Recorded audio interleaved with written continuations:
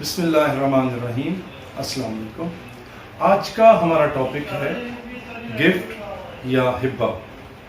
سب سے پہلے میں آپ کو واضح کر دوں کہ لیگل ٹرم میں اگر کوئی شخص کسی دوسرے شخص کو یا مختلف اشخاص کو کوئی چیز گفٹ کرتا ہے تو انگلش میں کہا جائے گا کہ وہ ڈونر ہے، اور جس کو دی جائے گی وہ ڈونی کہلائے گا. اور اگر اردو میں ان کا استعمال کیا جائے الفاظ کا تو کہا جائے گا کہ جو دینے والا ہے وہ واہب کہلائے گا، اور جس کو پراپرٹی یا کوئی گفٹ دیا جا رہا ہے وہ موہوب لہو کہلاتا ہے. گفٹ یا ہبہ نامہ یا تملیک نامہ یہ ٹرانسفر آف پراپرٹی ہے. ٹرانسفر آف پراپرٹی ایموویبل بھی ہو سکتی ہے اور موویبل بھی. موویبل یا منقولہ یہ اس وقت کہا جائے گا کہ کوئی ایسی پراپرٹی ہو جس پراپرٹی کو ہم ایک جگہ سے دوسری جگہ منتقل کر سکتے ہوں، اسے موویبل کہا جاتا ہے. مثلا کوئی واچ ہے، کوئی ٹی وی ہے، کوئی فریج ہے، کوئی گاڑی ہے، کوئی کسی قسم کی کوئی ایسی چیز ہے جو اسے گفٹ کیا جائے گا تو اسے منقولہ اشیاء میں شمار کیا جائے گا. اور اسی طرح سے غیر منقولہ اس وقت کہا جائے گا جو کہ ایموویبل پراپرٹی کے بارے میں ہوگا، یعنی جسے ایک جگہ سے دوسری جگہ منتقل نہ کیا جا سکے. اور اس میں کوئی مکان ہو سکتا ہے، کوئی پلاٹ ہو سکتا ہے، یا کوئی گھر ہو سکتا ہے. اس طرح کی چیز ہوگی جسے منتقل نہیں کیا جا سکتا. یہاں میں ایک بات واضح کرتے چلوں کہ جو پراپرٹی موویبل ہوتی ہے اس کے لیے ضروری نہیں کہ اسے رجسٹر کروایا جائے. البتہ اگر پراپرٹی جو ہے وہ ایموویبل ہے، غیر منقولہ کوئی جائیداد ہے، اسے گفٹ کیا جا رہا ہے تو اس کے لیے ضروری ہے کہ اسے رجسٹر کروایا جائے. اور ایک رجسٹرڈ گفٹ ڈیڈ جو ہے اس کو کوئی بھی اسٹرینجر یا کوئی تھرڈ پارٹی چیلنج نہیں کر سکتی. ہبہ اور تملیک یہ دونوں اردو زبان میں ایسے الفاظ ہیں جن کے بارے میں انگلش میں یا لیگل ٹرم میں گفٹ کا ہی استعمال کیا جاتا ہے. گفٹ ڈیڈ ہبہ نامہ بھی ہو سکتی ہے اور تملیک نامہ بھی ہو سکتی ہے.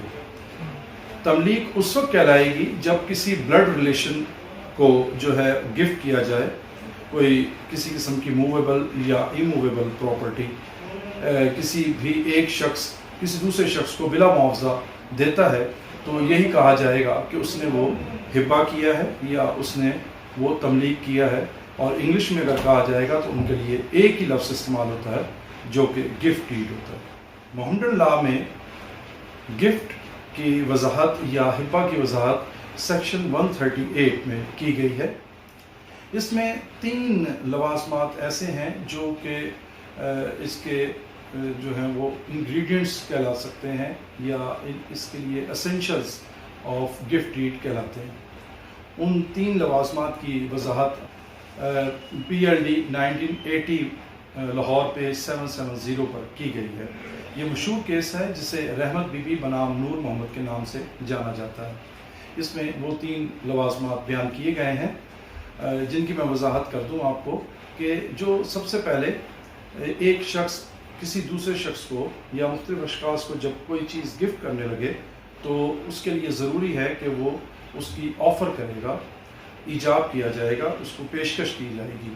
اور اسی طرح جس کو پیشکش کی گئی ہے وہ اس گفٹ کو قبول کرنے کا اقرار کرتا ہے، اگر وہ کرے یا اس کے بیہاف پر کوئی دوسرا بندہ بھی کر سکتا ہے. تیسرا جو ایک اس میں لوازمات میں تیسرا نمبر آتا ہے وہ ہے ڈلیوری آف پوزیشن، یعنی قبضہ دیا جانا. جب بھی کسی پراپرٹی کو یا کسی بھی چیز کو جب گفٹ کیا جائے آفر اور ایکسیپٹنس کے بعد اس کی اگر ڈلیوری آف پوزیشن نہیں ہوئی ہے تو وہ ایک ویلڈ گفٹ تصور نہیں کیا جا سکتا.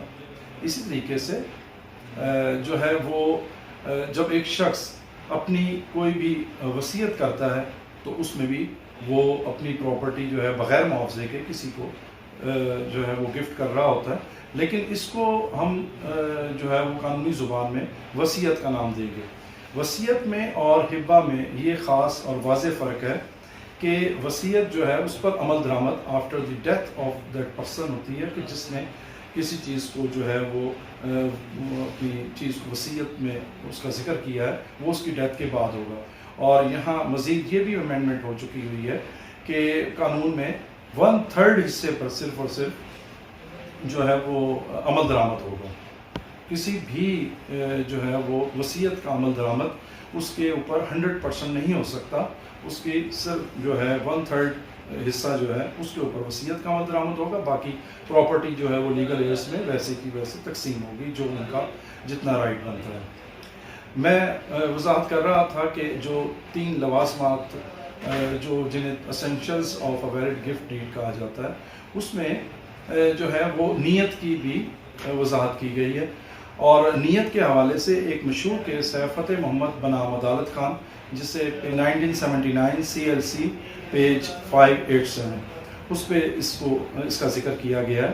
وہاں بتایا گیا ہے کہ اس کے لیے دستاویز کو پڑھ کر یہ دیکھا جائے گا کہ دینے والے کی نیت کیا. اچھا بعض اوقات ایسا ہوتا ہے کہ ایموویبل پراپرٹی کی جو ہے وہ ڈیڈ رجسٹرڈ نہیں کروائی جاتی تو اس صورت میں یہ کیا جائے گا کہ اسے کسی دیوانی دعوے کے ذریعے جو ہے عدالت میں اسے آتھینٹیکیٹ کروایا جائے گا. اس کی آتھینٹسٹی حاصل کرنے کے لیے اسے عدالت میں جو ہے وہ اس کیس کو پیش کیا جائے گا اور وہاں سے ڈگری حاصل کی جائے گی اور یہ جو ڈگری ہوگی اسے کہا جائے گا کہ یہ ایک ویلڈ گفٹ ڈیڈ کے اوپر ڈگری جو ہے وہ عدالت کی طرف سے صادر فرما دی گئی ہے. ایک چیز جو سب سے امپورٹنٹ ہوتی ہے گفٹ ڈیڈ میں وہ یہ ہوتی ہے کہ بلا معاوضہ کیا جاتا ہے وداؤٹ اینی کنسیڈریشن.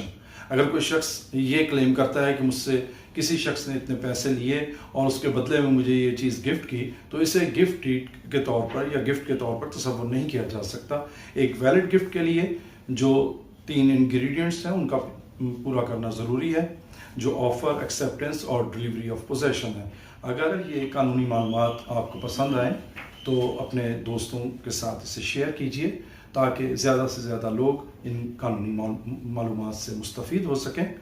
اور اس ویڈیو کو لائک کریں، میرے چینل کو سبسکرائب کریں اور بیل آئیکن کو بھی پریس کیجئے اور تاکہ میری ہر نئی ویڈیو آپ تک بر وقت پہنچ سکے. انہی گزارشات کے ساتھ اجازت چاہوں گا. اپنا اور اپنے چاہنے والوں کا بہت خیال رکھیے. اللہ حافظ.